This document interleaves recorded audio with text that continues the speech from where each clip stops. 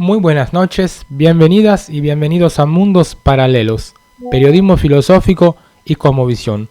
Hoy, de nuevo, tenemos como invitado especial el profesor Julio Gambina, economista. Y bueno, Julio, muchas gracias por estar de nuevo. No, un gusto para mí, un placer compartir con ustedes el programa. Hoy, bueno, queríamos hacerte unas preguntas y un poco sobre la situación argentina, como vos la ves. Y también supimos que fuiste en un encuentro en el exterior y queríamos preguntarte sobre la situación internacional por lo que vos pudiste ver, ¿sí? La primera idea que queríamos compartir, pregunta, inquietud con vos, es esto, ¿sí? La recesión que estamos viendo a nivel mundial es un problema principalmente de Occidente o efectivamente es un problema global para vos.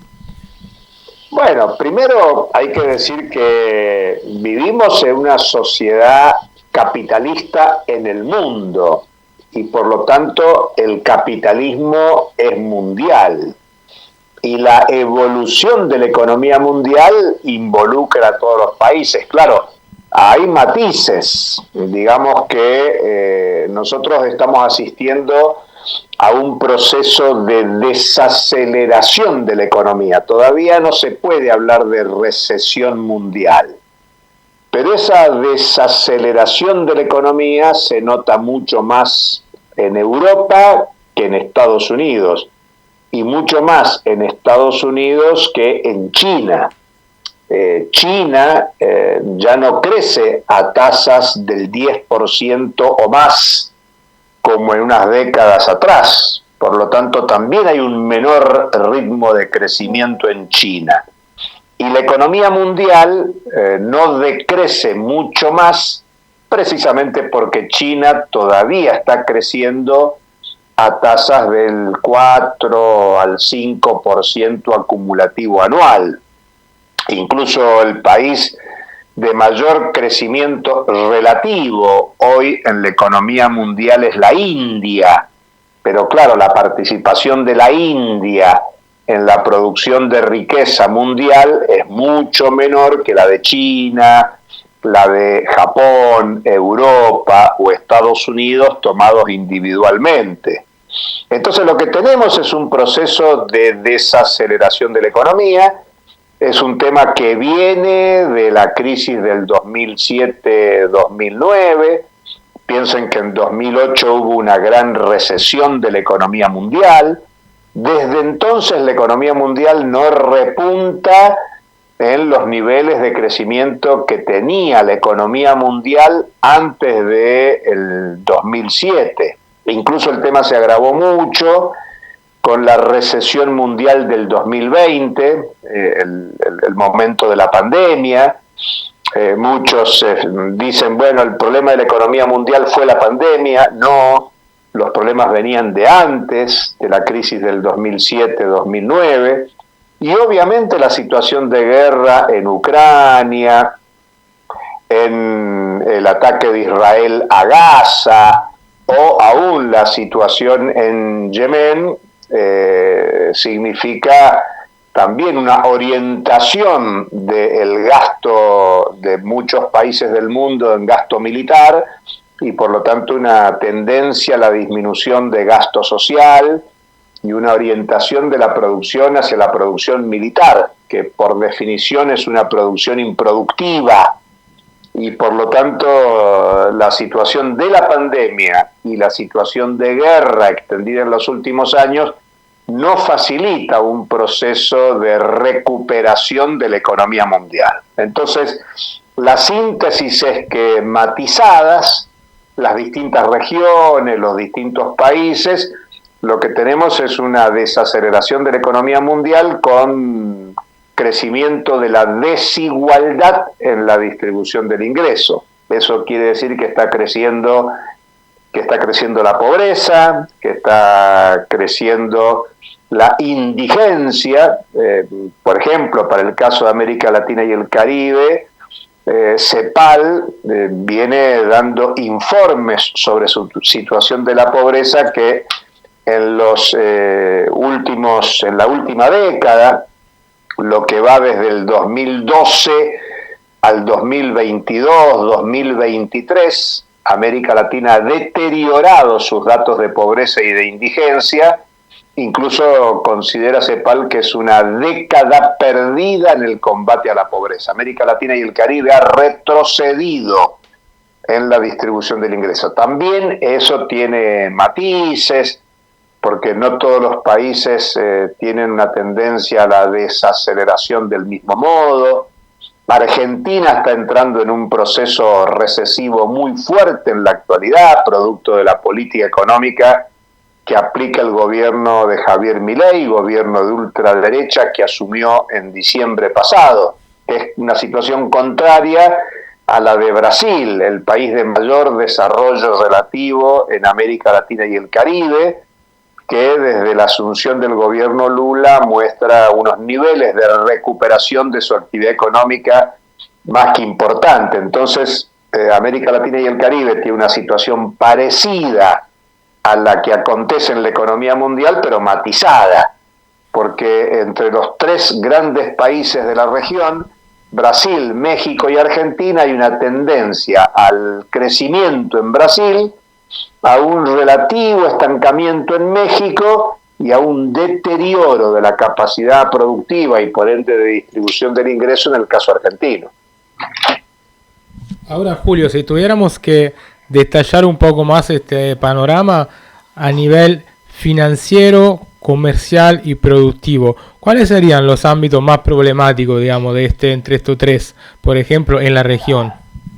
En la nivel regional y mundial, los tres ámbitos son preocupantes, porque hay una tendencia a la disminución del comercio mundial, producto de que desde hace pocos años, digamos desde el gobierno Trump en Estados Unidos, o desde que se planteó el Brexit en Gran Bretaña, bueno, hay una tendencia a la disminución del rumbo globalizante que tenía la economía en los últimos 40 años.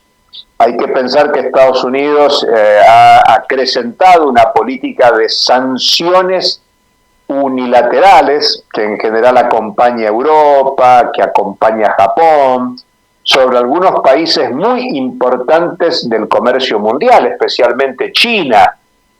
Y no olvidemos que China es el principal fabricante del mundo, por eso las restricciones al comercio derivadas de las sanciones unilaterales que aplica Estados Unidos y que asume Europa, que asume Japón, afectan principalmente a China, que es el principal productor mundial. Entonces, comercio y producción están estrechamente vinculados y al mismo tiempo eso genera sanciones financieras y por lo tanto en los últimos años, prácticamente en los últimos 8 años, del 2016 para acá, lo que tenés son guerras comerciales, guerras monetarias. Entonces hay problemas productivos, problemas comerciales, problemas financieros, y al mismo tiempo hay una tendencia al acrecentamiento del endeudamiento, no solo de los países, sino de las empresas y en particular de las familias. Entonces la situación económica tiene esta complejidad.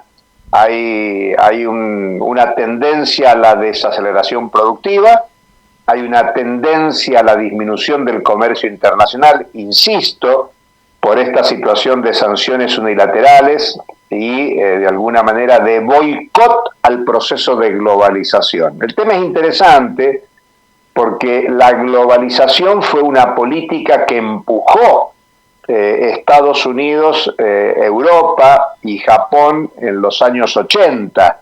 Es cuando se empezó a hablar de globalización, es cuando se instalaron las políticas de liberalización de la economía mundial, llamadas neoliberalismo. Digamos que aquellos que empujaron las políticas de liberalización hace un poco más de 40 años son los que ahora lo restringen. Y la gran curiosidad es que China, dirigida por el Partido Comunista de China, es el país que asume hoy la bandera de la globalización, de la articulación productiva, comercial y financiera del sistema mundial. Entonces ahí hay temas muy interesantes para pensar en novedades. Estados Unidos, que es quien empujó la lógica de la internacionalización productiva, de la liberalización en un marco de transnacionalización del capital, desde la llegada de Trump al gobierno y de alguna manera continuado por la gestión demócrata de Biden, lo que plantea es aquella consigna de America First, o sea, de cerrar de alguna manera la economía norteamericana, tratar de recuperar todos los capitales que salieron en las últimas 4 décadas, incluso más tiempo, a colonizar el sistema mundial y a intentar recuperarlas para Estados Unidos, una tarea casi imposible, porque los capitales no retornan a Estados Unidos en función de un nacionalismo político, sino que esos capitales se orientan a aquellos países donde puedan obtener una rentabilidad adecuada. Entonces, lo que nos lleva a pensar que en el plano productivo, comercial y financiero hay una situación de crisis que radicamos en el 2007-2009, pero que tiene continuidad, que se profundiza y en definitiva genera hoy una situación de desorden mundial muy importante, y por eso ese desorden supuso un momento de reestructuración muy importante en tiempos de pandemia. Pensemos que en tiempos de pandemia lo que se favoreció es una aceleración de los procesos de digitalización de la economía mundial, y por lo tanto han avanzado procesos que están vinculados a lo digital, a la inteligencia artificial, al comercio electrónico, al desarrollo de las plataformas. Por eso mucho se habla de capitalismo de plataforma. Y sin lugar a dudas, la situación de guerra incorpora problemas muy serios en lo contemporáneo, claro, porque el desarrollo del armamento nuclear en quienes están desarrollando las principales confrontaciones reactualiza la amenaza de la guerra nuclear a escala global como una preocupación de la humanidad. Y si a todo eso le agregamos el impacto sobre el medio ambiente, lo que tenemos es una situación agravada de contaminación medioambiental, y donde estos problemas de cerramientos de las economías y de sanciones unilaterales está haciendo que los países, por ejemplo Europa, retome la producción de energía más costosa e incluso con materiales altamente tóxicos como es el carbón. Entonces, todos los planes de transición y transformación energética hacia energías limpias se viene demorando por estos obstáculos que la política, especialmente estadounidense, le pone a una dinámica de funcionamiento de la economía mundial tal como venía funcionando en la mundialización liberalizada de las últimas 4 décadas. Claro, eso justamente quería preguntarte, ¿cuál es la diferencia entre esta mundialización globalizada, la globalización, por cómo la conocimos hasta ahora, y la nueva idea de mundo, como lo están llamando, multipolar? ¿Cuál diferencia existen entre estas dos globalizaciones? Claro, nosotros veníamos hasta el año 91, veníamos de un sistema bipolar, que se puede discutir mucho, pero se hablaba de socialismo, capitalismo, y eso dio lugar a una categoría interesante que funcionó durante los años 50, 60, 70, que fue la categoría de tercer mundo. Entonces el mundo bipolar dio lugar a una tercera posición, a un tercer mundo que a veces negociaba con la potencia o las potencias hegemónicas del capitalismo o con la potencia hegemónica del socialismo. Con la caída de la Unión Soviética, en el año 91 se pasó de la bipolaridad a un sistema unipolar. O sea, lo que pasó a existir es el capitalismo directamente. Digamos que el papel de la Unión Soviética no lo reemplazó nadie, ni siquiera China, que tuvo entre los años 80 y el presente una expansión inusitada e incluso un nuevo papel en la economía mundial, sobre todo a comienzos del siglo XXI, ya con China incorporada en el sistema de la Organización Mundial de Comercio, y por lo tanto China tiene un papel muy importante en la economía mundial en el siglo XXI, pero todo bajo el orden unilateral, liderado por Estados Unidos, por Europa y Japón, lo que podríamos considerar los territorios clásicos de la dominación capitalista imperial en tiempo contemporáneo.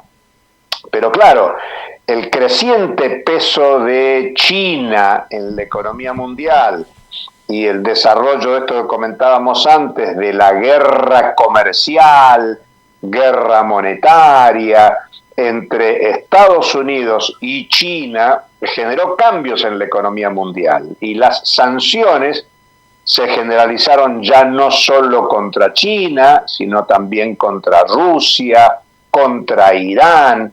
En América Latina recrudeció el bloqueo a Cuba, las sanciones a países que desafiaron la hegemonía estadounidense en la región, caso de Venezuela o de Nicaragua, y por lo tanto la extensión de las sanciones llevó especialmente a que China planteara un nuevo marco de relaciones internacionales sostenidas en procesos productivos, y planteó la estrategia de la franja de la seda, y en ese sentido se han establecido múltiples relaciones económicas, comerciales, financieras, que acercan a muchos de los países sancionados, y en una actitud muy abierta por parte de China hacia cualquier país que quiera ser parte de la ruta de la seda o de las iniciativas productivas, comerciales, financieras, y eso ha dado lugar a lo que se llama un mundo multilateral, porque claro, hay alianzas productivas que desarrollan rumbos de nuevo tipo, con articulaciones regionales y globales, donde, claro, ante las sanciones, por ejemplo, que aparecieron contra Rusia por la situación en Ucrania, hizo que Rusia potenciara las relaciones económicas, políticas, diplomáticas con China. Lo mismo acontece con Irán, y ha crecido mucho, por ejemplo, en los últimos tiempos, la articulación de los BRICS. BRICS, que en principio es esos acuerdos que empiezan a desarrollar Brasil, Rusia, India, China, Sudáfrica, y que generó en el último periodo la invitación a varios países. Entre otros se lo invitó a Argentina para que a partir de el 1 de enero de este año 24 Argentina sea parte de los BRICS, tema que aceptó el gobierno anterior, pero que rechazó el gobierno de Javier Milei de la Argentina. Pero más allá de lo que decidan los gobiernos, lo que está habiendo es un mundo de relaciones múltiples, un mundo capitalista. El mundo sigue siendo capitalista, la organización de la producción y la circulación mundial sigue siendo capitalista. En ese sentido uno puede pensar que hay unilateralidad del sistema mundial, pero claro, ya no responde a una normativa y una lógica global tal como estaba planteada antes de que se generalizaran las sanciones unilaterales y de que tuviera tanto peso, sobre todo en lo productivo económico, China.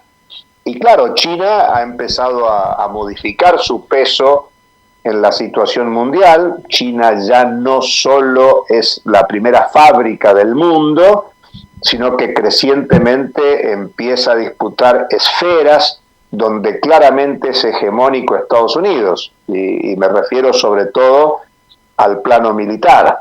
China ha desplazado del segundo lugar de gasto militar a otros países, como es el caso de Inglaterra, muy lejos todavía del gasto militar de Estados Unidos, pero lo menciono porque el peso de Estados Unidos en el sistema mundial se asienta en el peso económico, especialmente del dólar, el peso militar y su capacidad de intervención en cualquier territorio del sistema mundial, y sobre todo su peso ideológico. Bueno, en estos tres aspectos China ha logrado la preeminencia en materia productiva, fabril, no necesariamente en lo financiero.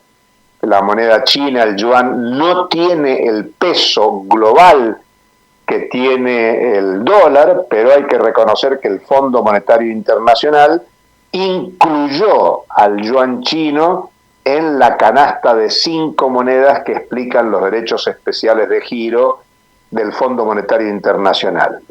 Crecientemente China ha avanzado en la cuestión militar, incluso algunos estudiosos señalan que ya no solo se trata de un gasto militar defensivo, sino que pueden haber algunas señales de criterio ofensivo por el dispositivo de su fuerza militar, y donde, claro, China todavía está muy lejos de intervenir en el debate del poder global, es en el plano ideológico, del cual, ya sea por el idioma o por el peso de medios de comunicación, de las redes globales, Estados Unidos tiene preeminencia, aunque claro, uno de los temas de sanciones permanentes es sobre la base tecnológica comunicacional que se concentró en las sanciones a la empresa Huawei, y que incluso se expresa en los últimos tiempos en la red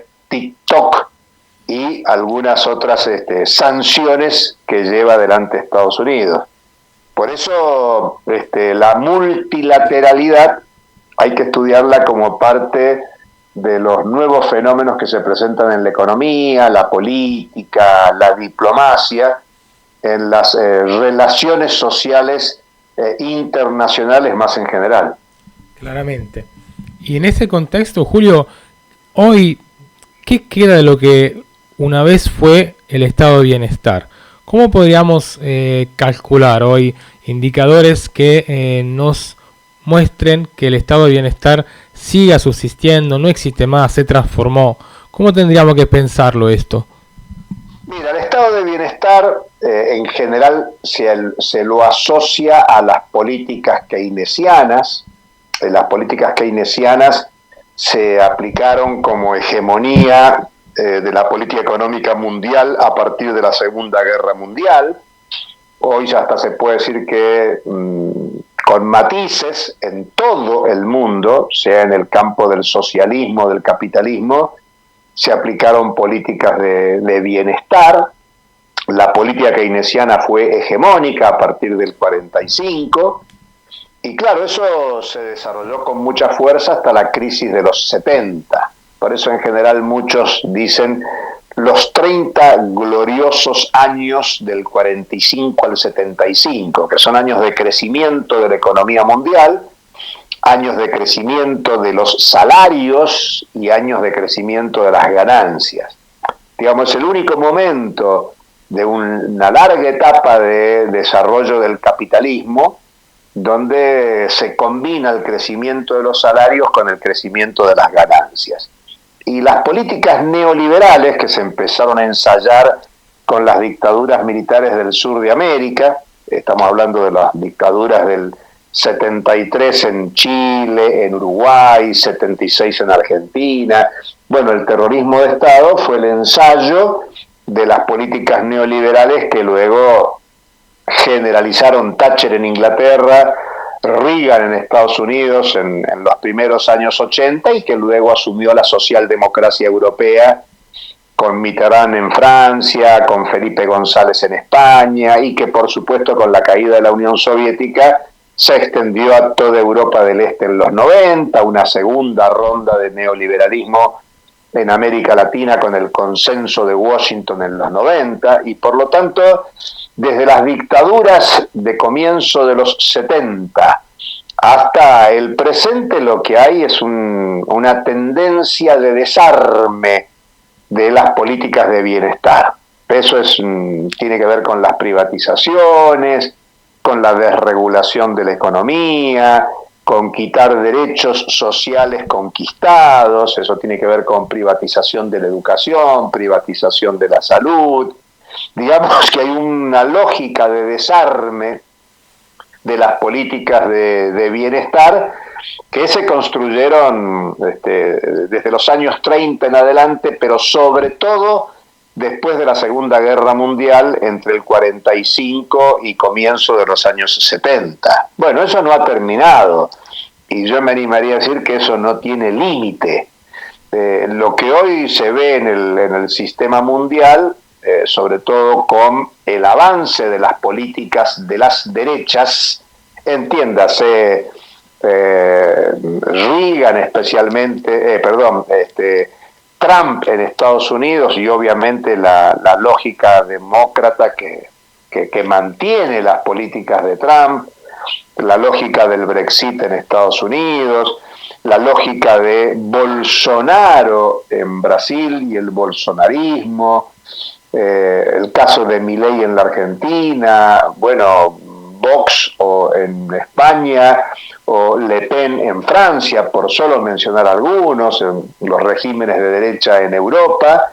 Bueno, esa ofensiva política de las derechas tiene un correlato en política económica de desarme de la lógica de bienestar. Es una ofensiva del capital contra el trabajo, contra la naturaleza, que se expresa en el saqueo de los bienes comunes de África, de Asia, de América Latina, pero también de ofensiva contra la sociedad, que se expresa en el consumismo, la contaminación ambiental, la crisis medioambiental, el deterioro de las condiciones de vida de millones de personas en el mundo, y por lo tanto el estado de bienestar viene perdiendo como consecuencia de la ofensiva del capital contra el trabajo, contra la naturaleza, contra la sociedad, y yo me animaría a decirte que esto pone un desafío,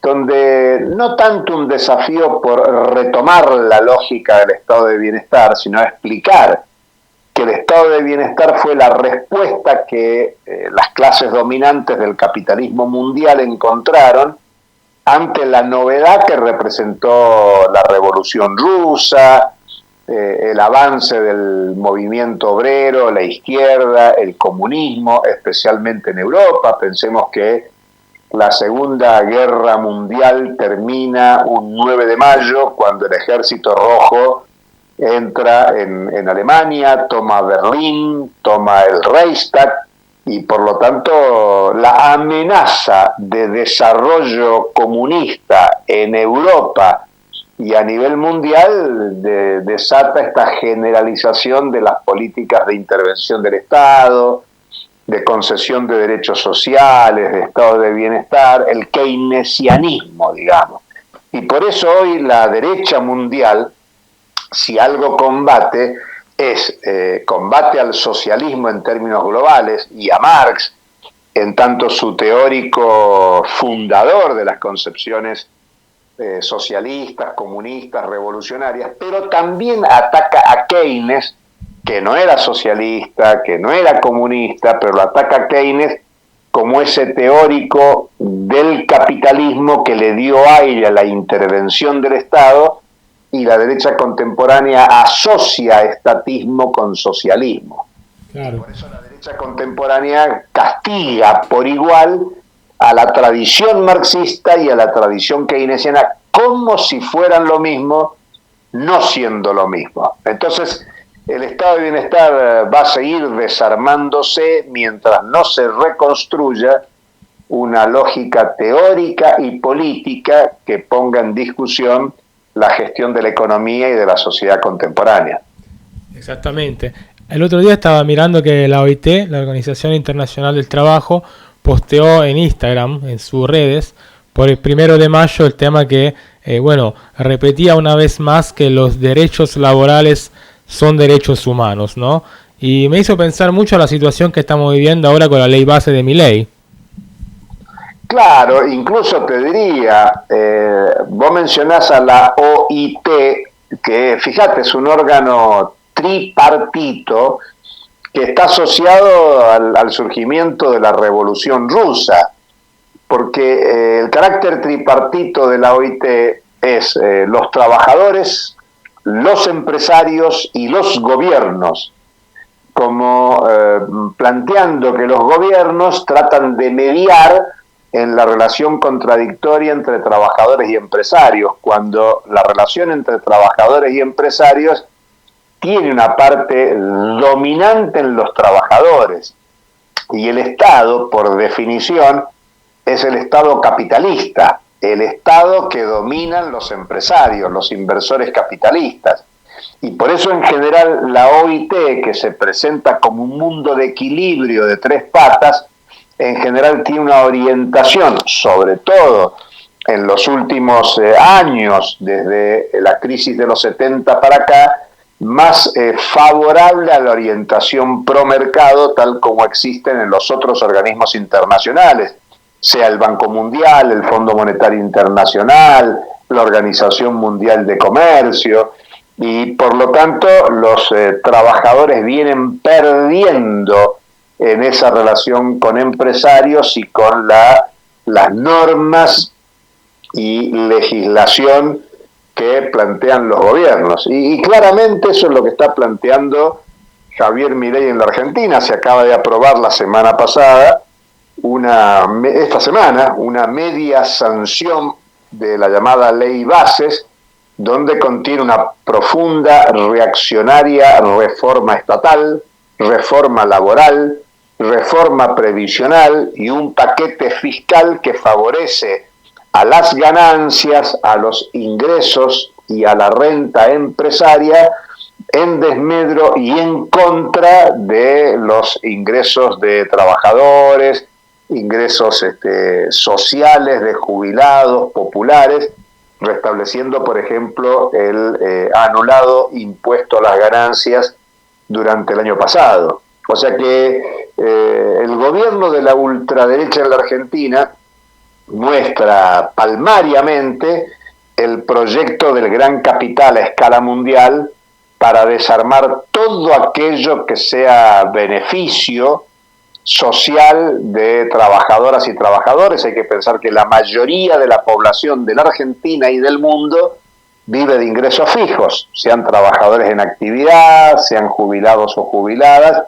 o perceptores de planes sociales bajo distintos mecanismos que hay en los países. Así que es una situación compleja, esto que yo defino de ofensiva del capital contra el trabajo, la naturaleza y la sociedad, y que claramente en la Argentina está mostrando la agravación de las condiciones de la mayoría de la población. Claramente. Bueno, yo tenía una última pregunta porque vimos que hubo un viaje de la canciller argentina a China y por lo que pude escuchar un poco con los medios, fue un viaje no muy exitoso, en el cual básicamente China empezó a tomar un poco la distancia de lo que son todos el comercio con la Argentina con respecto a la venta de soja, de carne, y también está el tema del pago del swap, ¿no?, que va a vencer pronto. ¿Cómo ves vos el evolucionarse de esta relación, tanto a nivel, digamos, económico, de comercio internacional, pero también a nivel geopolítico y territorial en Argentina?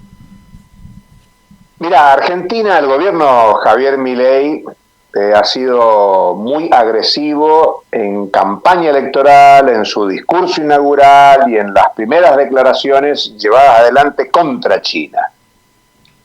China tiene una actitud mucho más seria, responsable, no ha contestado con bravuconadas como ha hecho el propio gobierno argentino. China tiene una lógica diplomática, comercial, económica con todos los países del mundo desde la seriedad. China es un país que planifica a mediano y largo plazo. Uno puede estar de acuerdo o no con la planificación económica, política, diplomática de China, pero es un país que planifica a largo aliento y no tiene una política de agresión con ningún país del mundo. Fíjate que tiene al lado, en fronteras, un conflicto con Taiwán, que China lo reclama como parte de su propio territorio y mantiene debates diplomáticos internacionales. Lo mismo hizo con la situación de Macao, de Hong Kong, donde logró incorporarlos a su territorio con negociaciones, conversaciones de paz, diplomáticas, tanto con Portugal para Macao y con Inglaterra, Gran Bretaña por Hong Kong. Y lo mismo está llevando adelante con el caso de Taiwán. En el caso argentino es hasta incomprensible la actitud del gobierno Milei, porque China es el segundo socio comercial de la Argentina, el primero es Brasil. Argentina también ha sido agresivo para con el gobierno Lula de Brasil, y por lo tanto lo que Argentina viene haciendo es provocando a Brasil y a China, que son sus principales socios comerciales. La política exterior de Argentina es de alineamiento con Estados Unidos y con Israel. Milei lleva 4 meses de gobierno y está haciendo el 4º viaje a Estados Unidos, lo que muestra una subordinación a la política exterior de Estados Unidos. Yo me animo a decirte que Argentina está llevando una política suicida en el plano mundial, desechó la invitación de incorporarse a los BRICS cuando no era una cuestión de tipo ideológica, sino de relaciones económicas, comerciales, que servían para que la Argentina pueda mejor intervenir en el proceso de producción y circulación y de relaciones internacionales globales. Y la respuesta de China, que no solo es un socio comercial e incluso un inversor económico importante, sino que se ha ido transformando en un financista de última instancia de la Argentina, porque la Argentina ha ido perdiendo capacidad de financiamiento internacional, y por lo tanto la Argentina está provocando respuestas que por ahora China no lleva adelante, por esto que te decía, de que China planifica a largo plazo sus relaciones económicas, comerciales, políticas, diplomáticas, y si el gobierno argentino sigue provocando, en definitiva va a tener problemas muy serios, porque no va a renovar financiamiento, va a tener dificultades para los desarrollos productivos y obviamente va a tener dificultades en las relaciones comerciales, que le va a quitar recursos económicos que son muy necesarios para que la Argentina mantenga sus relaciones internacionales. Por lo tanto, el principal perjudicado de esta lógica de agresividad y de provocación, porque ahora incluso hay hasta una provocación cultural por parte de la canciller, cuando se refiere a la población china en el sentido de que son todos iguales, sin entender lo que esto significa como provocación, como agresión, y por lo tanto el gran perdedor de esta situación va a terminar siendo la Argentina, especialmente el pueblo argentino, y China tiene vínculos con prácticamente todos los países del mundo, es la potencia productiva número 1 del mundo, y está desarrollando una estrategia de mundialización que lo que haga el gobierno argentino no impide que China avance en su estrategia de desarrollo. Yo lo diría hasta casi como un castigo, un disciplinamiento hacia el pueblo argentino, ¿no? Como para provocar una reacción que hiciera que realmente la población la pasara peor después, ¿no? Me pareció como una cosa así. Pero da la impresión que, yo insisto, creo que China en eso es muy cuidadoso y China va a cuidarse de ni con Argentina ni con ningún país del mundo llevar adelante una política de sanciones unilaterales tal como hace habitualmente Estados Unidos. Claro, claro, son dos modelos totalmente distintos. Bueno, hablamos de esta ocasión perdida de entrar al BRICS de Argentina, que en estos días está entrando a la Organización de la Cooperación y el Desarrollo Económico. ¿Para vos esta elección genera una ventaja real o quizás realmente era mejor entrar al BRICS? Mira, en materia de relaciones económicas, lo que importan son los vínculos de cooperación, de beneficio mutuo. La Argentina incorporándose al BRIC, por empezar, dentro del BRIC, dos de las potencias más dinámicas son Brasil y China, insisto, socios comerciales principales de la Argentina, así que la entrada al BRIC era todo beneficio. La incorporación a la OCDE no significa multiplicación de vínculos económicos, productivos, comerciales, financieros, sino que es una inserción a un club de poder mundial que no significa en sí mismo ningún beneficio de desarrollo económico social. Y por lo tanto la Argentina lo que ha hecho es desperdiciar la oportunidad de potenciar las relaciones de cooperación con países que viene llevando una situación de cooperación. Brasil, no solo que es el principal socio comercial, sino que es un país vecino, donde la expansión de las relaciones económicas productivas han sido altamente beneficiosas para los dos países, y deteriorar el vínculo con Brasil como el vínculo con China no es algo favorable para la Argentina. La Argentina está entrando en una dinámica, volvemos al principio de la conversación. Si en el mundo hay una tendencia a la desaceleración, y eso está provocado por la política exterior de Estados Unidos, y Argentina privilegia la relación con Estados Unidos, bueno, es un horizonte muy negativo para la Argentina. Pensemos que Estados Unidos es la voz principal dentro del Fondo Monetario Internacional y la Argentina está fuertemente atada a un préstamo con el Fondo Monetario Internacional, donde el Fondo Monetario ejerce una auditoría trimestral y condiciona fuertemente a la Argentina. Argentina es el principal deudor del Fondo Monetario y Argentina tiene un condicionante de deuda muy fuerte con un gran acreedor que es el fondo y otros acreedores de los fondos financieros del sistema mundial. Por lo tanto, Argentina tendría que salir de estas relaciones tóxicas con los principales países del capitalismo mundial y buscar una inserción internacional que tenga beneficio mutuo. Claro, es impensable que un gobierno como el de Milei, que privilegia la relación internacional con Estados Unidos e Israel, vaya a llevar adelante unos vínculos de cooperación internacional con otros países, y por lo tanto la definición es de subordinación a la política exterior de Estados Unidos. Claro, de eso vamos a pagar un poco el precio, bueno, un poco, mucho, no todos. En realidad ya era una postura que venía también de los gobiernos anteriores, no tan marcada, no tan ideológica. Si pensamos que el ingreso de Chevron, ¿no?, en el territorio de Vaca Muerta, por ejemplo, ha sido durante el gobierno de Cristina, ¿no? Claro, exactamente, por eso haces bien en mencionar que no es una novedad, pero claro, Milei exacerba esta lógica de subordinación. El acuerdo secreto con Chevron marcó esa definición.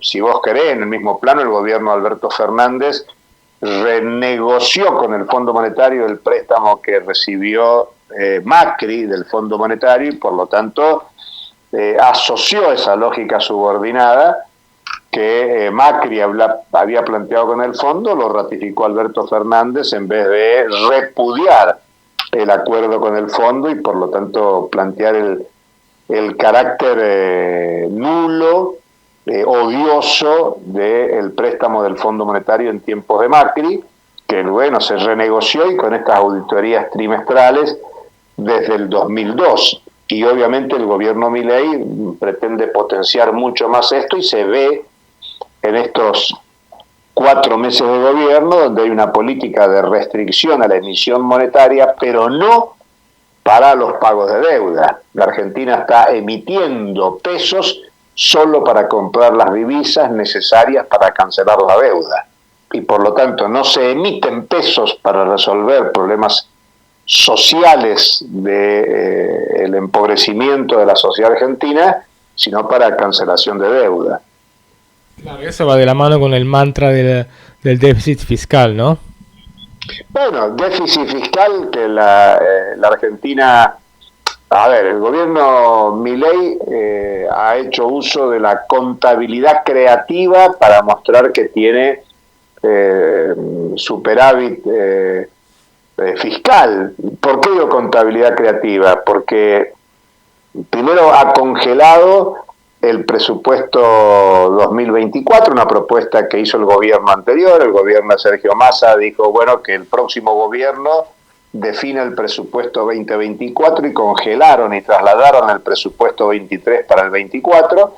Milei aprovechó esa concesión y con un país que tiene una inflación anualizada del 290%, sigue gastando en el 2024, salvo actualizaciones arbitrarias del Poder Ejecutivo, con los gastos del 2023. Eso significa que en el primer trimestre del 2024 los pagos por jubilaciones hayan significado un ahorro de 2,9 billones de pesos, una cifra gigantesca.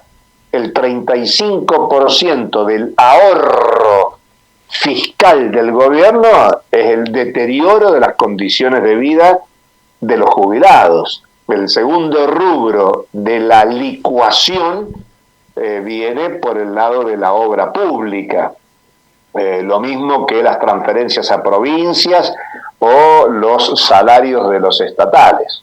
Por eso es que este combate al déficit fiscal es contabilidad creativa, no se corresponde con la realidad, se han postergado muchos pagos, se han suspendido las obras públicas, y las obras públicas favorecen principalmente o inciden en la calidad de vida de la población. Por eso decimos que es una contabilidad creativa, son manejos contables que dibujan este superávit. E incluso entre los dibujos contables está el crecimiento de las reservas internacionales. El gobierno dice que las reservas han crecido en unos 9.000 millones de dólares en los primeros 4 meses, pero sin embargo hay un nivel de importaciones que no se han pagado y por lo tanto esos 9.000 millones de dólares son irreales, no son realidad.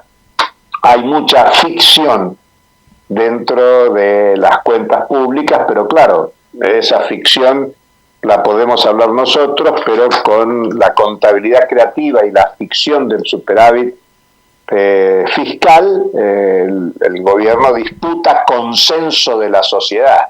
Y así como hubo un consenso electoral en segunda vuelta del 56%, bueno, se estima que el consenso político contemporáneo está más o menos en esos niveles, o por lo menos en torno del 50%, que es un nivel de consenso político en el gobierno Milei muy fuerte para una política de ajuste y reestructuración regresiva que se está llevando adelante. Y sí, es casi yo diría, para usar un término que se usaba en Europa entre las 2 guerras mundiales, una postura irracional, ¿no?, del pueblo.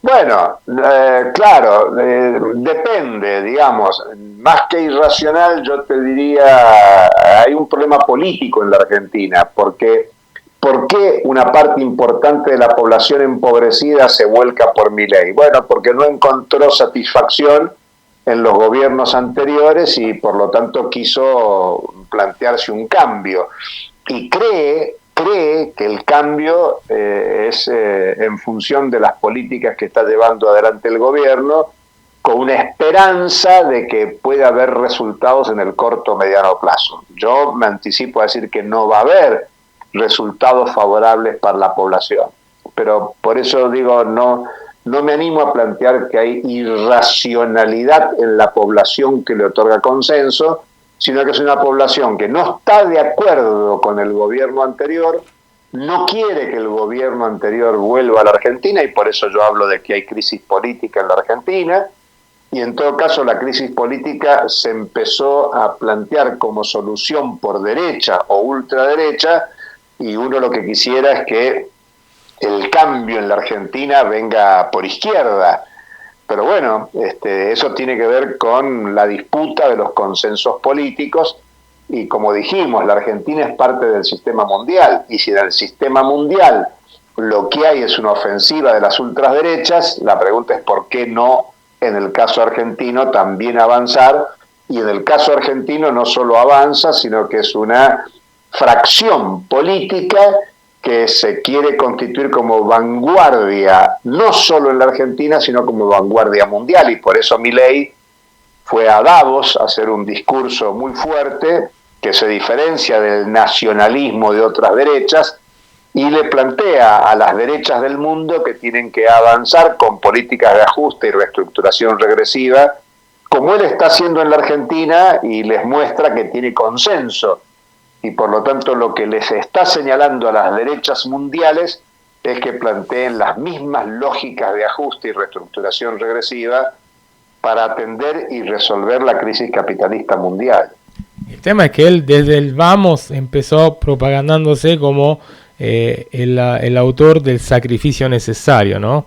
Y a mí lo que me llamaba un poco la atención, por eso hablaba de irracionalidad, porque votar a una persona que te dice que la vas a pasar peor es bastante irracional, más allá del hecho de que después prometía de haberla pasado mejor, no sé después de cuántos años, pero en principio era el sacrificio, ¿no? Entonces esta lógica sacrificial que tiene él es como bastante extrema, ¿no? Siempre dijo que hay que hacer el sacrificio para que luego vengan los resultados. Claro, como vos decís, ¿cuándo será eso en la lógica discursiva? Bueno, alguna vez él dijo en 35 años, en 50 años, en 15 años, pero bueno, ya nos metemos en otra lógica. ¿Por qué una parte de la población empobrecida tiene expectativas de que alguna vez va a recibir beneficio? No nos olvidemos que en la década del 90 también la población tenía expectativas, y el discurso en los 90 en la Argentina fue que Argentina tenía que entrar en el primer mundo. O sea, que el imaginario era que Argentina iba a ser Estados Unidos, Europa, Japón en corto plazo, y claro, el resultado de aquellas políticas liberalizadoras de los 90 fue la gran crisis del 2001, con niveles de 57% de pobreza a comienzo del 2002, 21,5% de desempleo, un 30% de población trabajadora en situación irregular. Pero claro, eso desató la protesta, la demanda de un cambio político muy profundo, y bueno, eso hace 20 años que aconteció, que ocurrió. Ahora hay una nueva expectativa, y la expectativa viene por esta derecha. Por eso, Julio, es que yo no trato de no pensar que nuestro pueblo es irracional, sino que se responden a estímulos políticos, y eso hay que pensar seriamente, porque en la Argentina un proyecto como el de Javier Milei captó el consenso electoral, y bueno, hoy lo que está en discusión es si ese consenso electoral se transforma en consenso político, pero eso es parte del debate contemporáneo. Claramente. Bueno, Julio, yo te voy a hacer, juro, es la última pregunta, pero te la quiero hacer. ¿Cuál es para vos, en este contexto que describimos, de avance de la derecha y también de esta tecnología política de consenso que se está generando, cuáles son la perspectiva, los desafíos y también las esperanzas de lo que es la izquierda en este momento? Mira, creo que hay que ver que hay una respuesta muy interesante. El próximo 9 de mayo se va a hacer el segundo paro nacional a Milei, digamos en muy poco tiempo, en menos de 5 meses, 2 paros, uno en febrero, este de ahora. Hay algo que los medios de comunicación no toman en cuenta, que es la constitución de multisectoriales, intersindicales, asambleas barriales que existen en las grandes ciudades. Hay un proceso de resistencia y confrontación con la política de ajuste de Javier Milei que es interesante, que es importante, y claro, no alcanza con la resistencia. Por eso una parte de tu pregunta es, bueno, ¿hacia dónde va esto? Esta resistencia tiene que cuajar en un proyecto político donde en mi visión tiene que generarse una articulación de múltiples fuerzas, la izquierda, no solo la izquierda parlamentaria, sino una izquierda que es muy importante en la Argentina en el plano político, social, territorial, intelectual, que no está contenida en la izquierda institucional, y por supuesto una parte importante del peronismo o el nacionalismo popular, parte de lo que se reivindica como kirchnerismo, lo que algunos definen como izquierda del peronismo, e incluso otros sectores de la centroizquierda, como se la califica en la Argentina.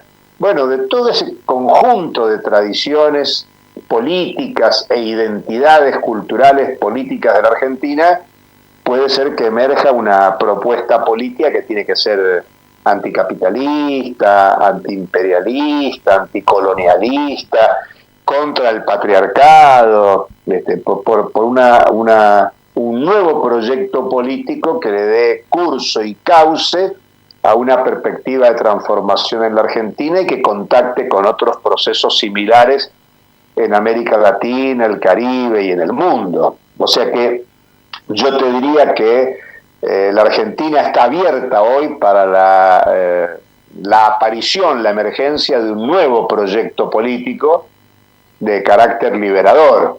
La resistencia, la dinámica de masas en la resistencia es la base material para que eso exista. Hoy el problema en la Argentina es que no hay alternativa política. Y por lo tanto lo que estoy señalando es que desde la experiencia política de esta diversidad de grupos y identidades y tradiciones políticas de la Argentina, tiene que emerger una política que encarne una propuesta de izquierda, liberadora, transformadora en la Argentina. Y lo que digo para la Argentina, me animo a decir que es lo que le falta a la región y al mundo, porque hoy hay sobre todo escasamente instalado en la sociedad popular mundial una propuesta de alternativa política al orden capitalista, a la hegemonía que hoy trata de imponer la derecha y la ultraderecha en el sistema mundial. Claramente. Nosotros con Arturo desde este programa, bueno, hoy no está, te manda sus saludos como a la audiencia, pero siempre tratamos de marcar fuertemente también el aspecto territorial, ¿no?, que tiene la Argentina, que es un país privilegiado realmente, que está sufriendo un ataque múltiple, ¿no? Para nosotros no aprovecha ni a nivel concreto, digamos, en económico, y tal vez también a nivel de reflexión política más masiva, lo que realmente es su territorio, que podría ofrecer dinámicas sociales, económicas y también, bueno, ecológica, de alguna forma mucho más amplia a la que estamos viviendo ahora, como propuestas y como prácticas también. Totalmente coincidente, Julio, pero para eso hace falta proyecto político. Los países no se desarrollan si no hay un proyecto político que los empuje y los lleve adelante. Uno puede estar de acuerdo o no con lo que pasa en cualquier país del mundo, pero los países que avanzan, cualquiera, tiene que ver con un proyecto político consensuado. Y la Argentina tiene una crisis política desde hace muchos años, y no encuentra un rumbo, sobre todo que articule esta fuerte potencialidad de bienes comunes que tiene la Argentina, de capacidad productiva, de capacidad intelectual y laboral de su población, pero para eso hace falta un proyecto político de independencia, de autonomía, que piense en resolver las necesidades de la mayoría de la población y no la ganancia de los capitales más concentrados que dominan. Por eso el tema principal de la Argentina es resolver la construcción de alternativa política. Es así. Bueno, Julio, nosotros te agradecemos. Espero que, bueno, pronto podamos hablar a la luz de un cambio también en los eventos. Y es siempre un placer conversar con vos y sobre todo te agradecemos muchísimo por tu disponibilidad. No, al contrario, el agradecido soy yo. Muchas gracias por llamar, a disposición y espero vernos pronto. Yo también. Un abrazo. Hasta luego. Abrazo, chau.